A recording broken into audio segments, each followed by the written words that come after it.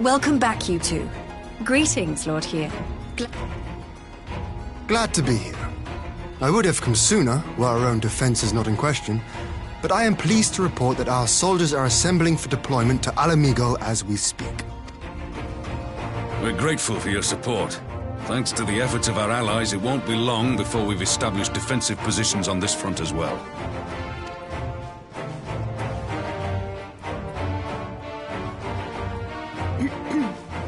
We have some good news too. Alphino has come back to us. As for the bad news...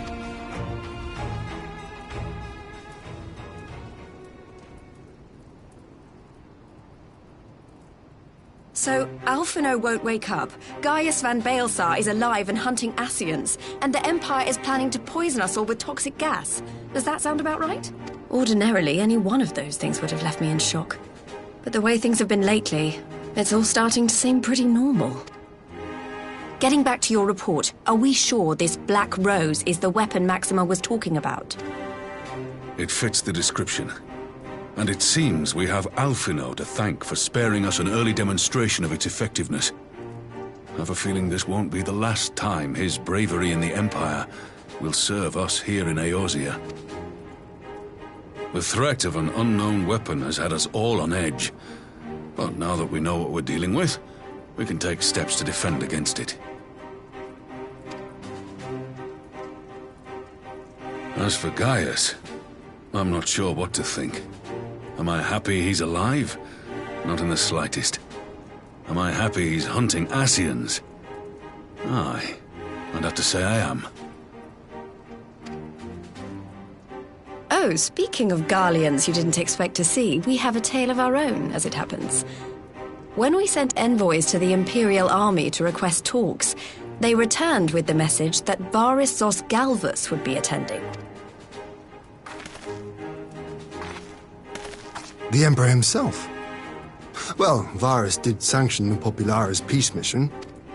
But knowing that an Ascian walks in his son's skin, I do not see how we can trust him or anyone from that nest of vipers.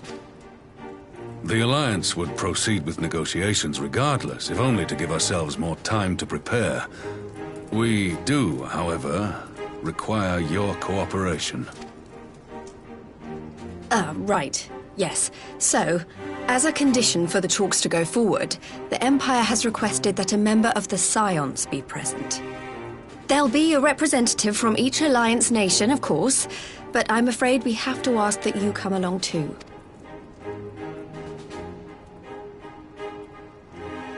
God, Lise, you know how much I hate politics. Very well. I shall attend as the Scion's representative. In case you're wondering why I didn't ask you, the Empire also requested the presence of Eorzea's champion.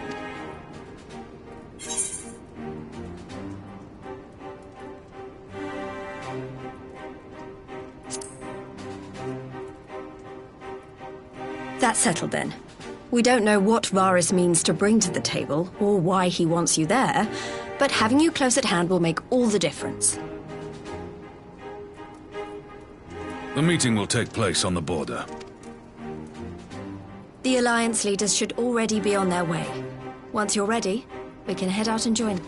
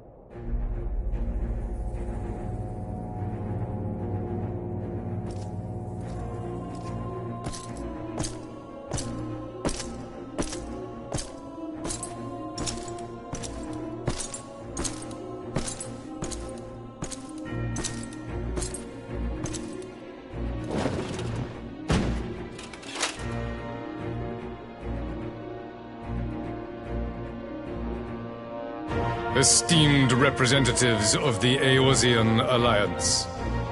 On behalf of the Gallian Empire, I thank you for inviting me here today. As this parley was convened at your request, I invite you to speak first. Very well, Your Radiance. I, Nanimo Ulnamo, 17th in the line of Ul, should be pleased to oblige you. As recent events in Alamigo and Doma have made plain, the subjugation and exploitation of neighboring nations is not a sustainable policy. Should this day end in war, you may very well defeat us. But you will never extinguish the people's desire for freedom. Though it may not be in our lifetime, there will be another revolution, another war, and the cycle will continue. Doma has entered into a concord with the nations of Eorzea, a partnership wherein we recognize one another as equals. Garlemald could be afforded similar treatment. You need only set aside your ambitions and join us in paving a path towards peace.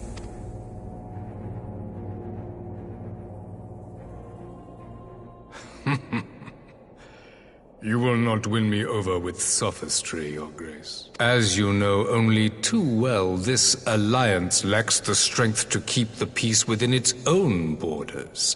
Even now, your struggles with the Beastmen continue unabated. Divided, you sow this fertile soil with the seeds of your differences and reap naught but discord and chaos for your trouble. Eorzea must be united under one leader, one purpose. I would offer you both and bring an end to your strife. With all due respect, Your Radiance, the only thing that you offered the people of Alamigo was fear and hopelessness. The citizens of Doma can also attest to the meager arms of Imperial rule. Our people are willing to die for their freedom. A great many already have, and countless more will.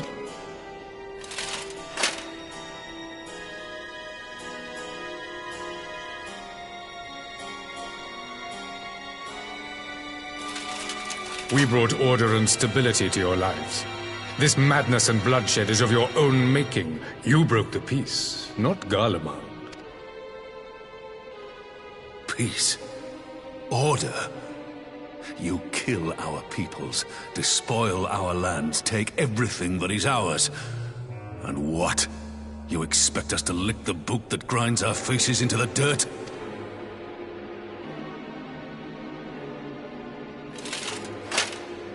I expect you to weigh the costs. To recognize that countless lives have been lost on both sides in pursuit of a greater good, and to not squander all we have achieved in a fit of petulance.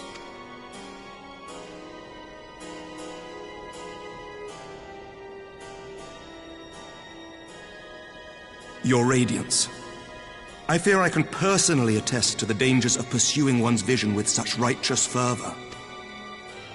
For 1,000 years, the Holy See of Ishgard waged war with dragons. 1,000 years of sacrifice, of sorrow and hate, in which we bathed in the blood of friend and foe alike. Had it gone on any longer, we may well have drowned.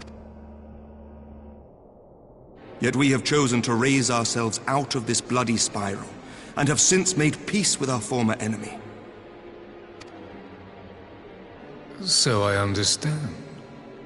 No doubt the dragons were more receptive to your overtures in the wake of their leader's demise.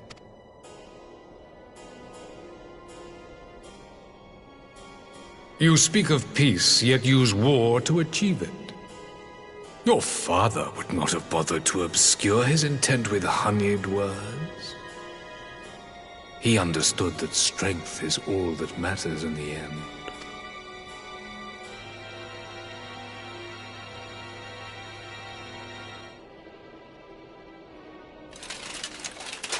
Without his clarity of vision, I can but wonder what will become of Ishgard and her people.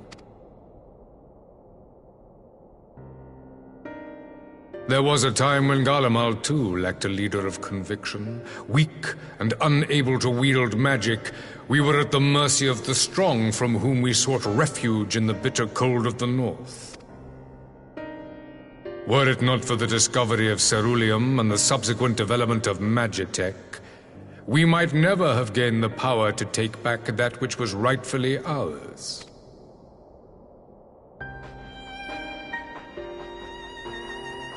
You speak as if your people were the first to have been driven from their homes.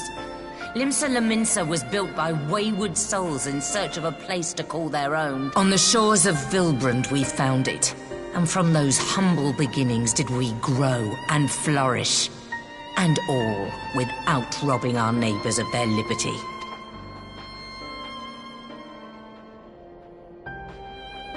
So saith the pirate. Am I to believe that you simply asked the kobolds to yield up their lands and that they were happy to oblige you? That you did not drive them out like rats in the hold of one of the many ships seized by your privateers?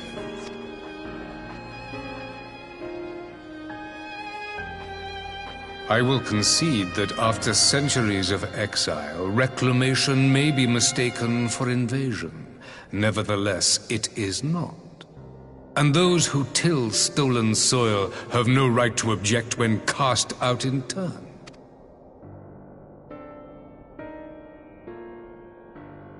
Your uncompromising nature rivals that of the XIII. They too lament circumstances which they themselves perpetuate. Were they but to embrace peace, we would welcome them with open arms. Indeed, some few have done just that, and now receive of the 12's Wood's bounty. Would that your people might learn from their example.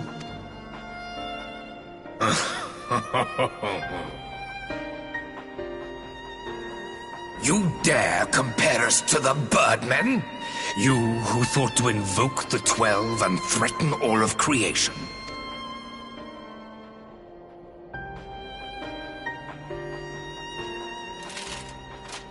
I came here in the hope of finding some speck of common ground, but I see now these discussions will accomplish nothing.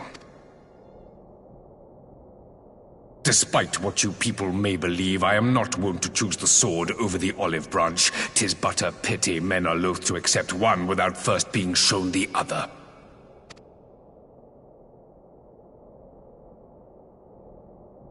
Wait! I beg you. This meeting was supposed to be a chance to find a way forward together, not to bemoan the missteps which brought us here. Please. If you truly consider violence a last resort, there must be a way we can come to an agreement.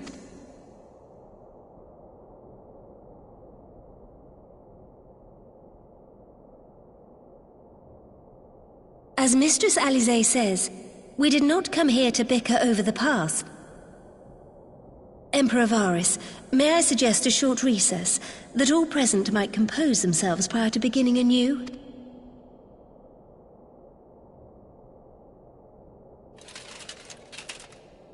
Very well. I pray this intermission will suffice to move these talks in a more constructive direction.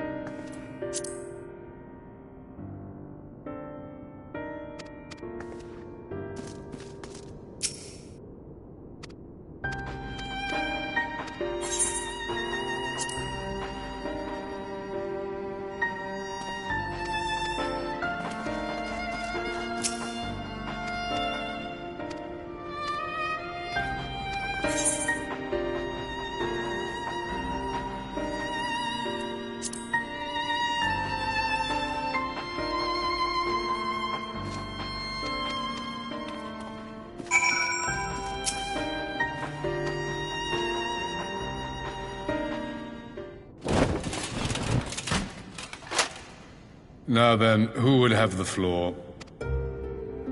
Before we resume, I wish to offer you an apology.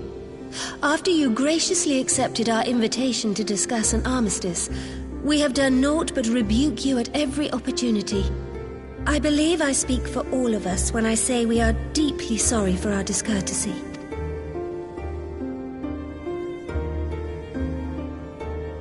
I'll admit your familiarity with our affair surprised me, and served to remind me how little I know of yours. I think all here can understand the desire to reclaim one's homeland. If I may, the answer can be found in the Imperial doctrine they took great pains to impart to my people. Recognizing the threat icons pose to the world, Solus Zos Galvus decreed that they were to be eradicated. To this end, he began a campaign to unite all lands under the Garlean banner. Or so we were taught. Yet the Emperor only reached the burn, the Barrens said to have been laid waste by icons, after conquering all the lands that lay between.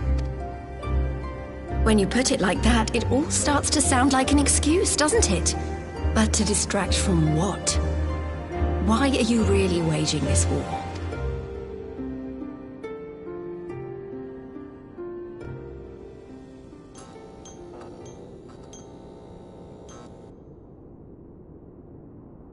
Finally, you ask the right question. I can but hope you heed mine answer and at last accept the righteousness of our cause. My goal is this: to return the world to the way it once was, the way it was always meant to be.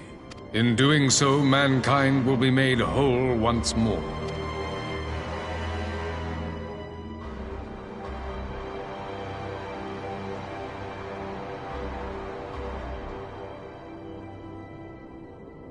No longer will we suffer from the dissension born of our differences. There will be but one race, a perfect race, as we were when time began. What in Rulga's name are you talking about? I am talking about the origins of this star, of the source and its 13 reflections. At the instant of the great sundering, 'twas not only the world that was shattered, but mankind itself. Thus were we divided into myriad races, each with its own unique imperfections.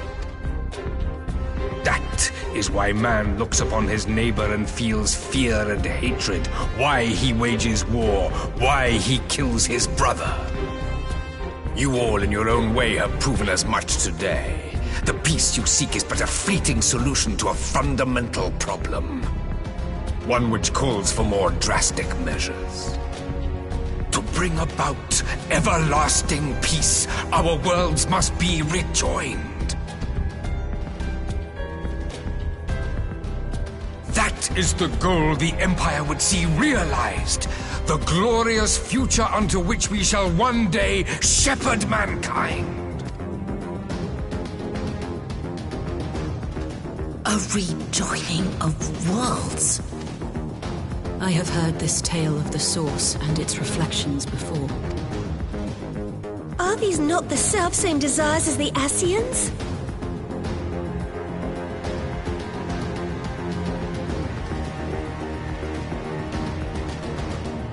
Emperor Varys! Do not trust in their words. They will lead you to your doom. My father thought to use them, but in the end he succumbed to their temptations. He embraced summoning like so many other pawns before him.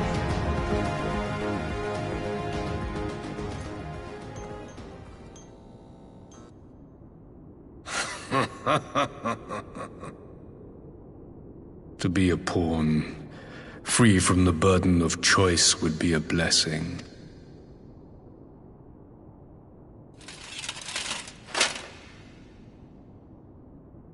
But I forswore that privilege the day I learned that the Garlean Empire was built by the hand of an Ascian. What?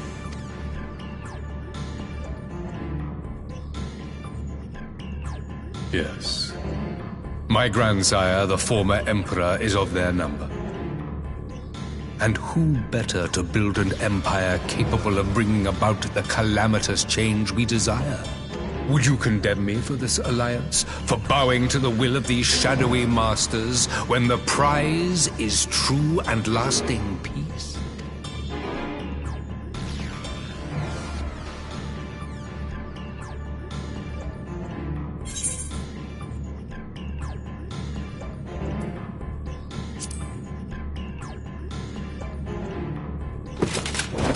I come not to conquer, but to liberate.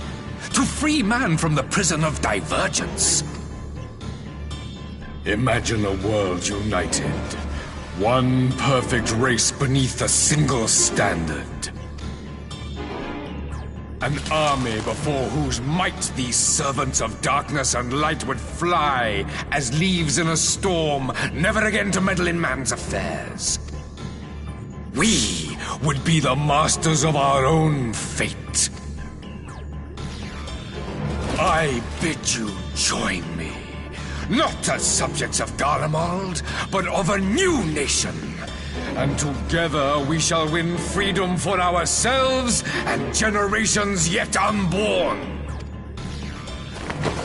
You want to trigger another half-dozen calamities? You can't be serious!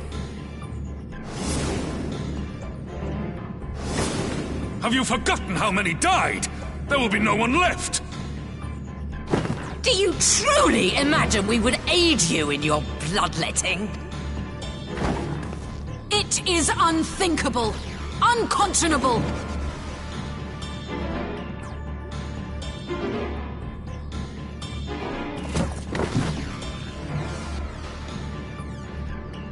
And what is the alternative? To be as cattle waiting for slaughter? I would have us work together that we might take fate into our own hands. Into your hands, perhaps. But what of the other worlds, your radiance? With every calamity, you obliterate a star and every soul that dwells on it. To the Ascians, we are all but tiny, momentary specks within an indifferent universe.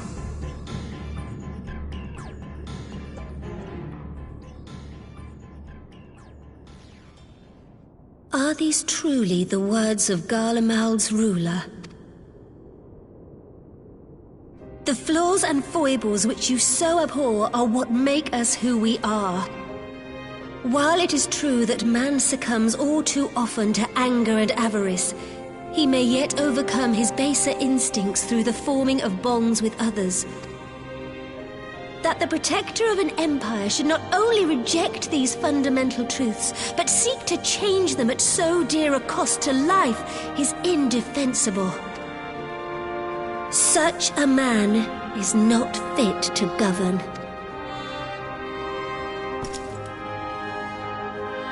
And you, warrior of light, would you refuse me as well?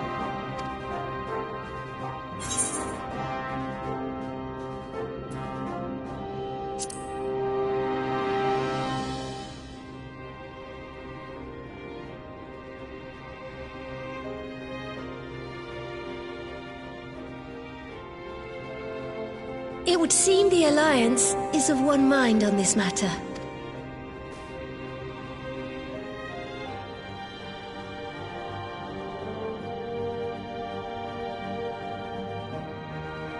You Eorzeans never cease to disappoint me. Though I suppose I have only myself to blame for expecting more from savages.